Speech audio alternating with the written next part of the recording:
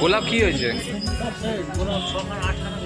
আরে আমার উঠতে দেরি হয়ে যায়, রোজ রাত্রি 2:30-3টের সময় শুই তো, আর কি করবো? 2:30-3টের সময় শুলে কি আর সেই সকাল 6টা সাড়ে 6টার সময় উঠতে পারি?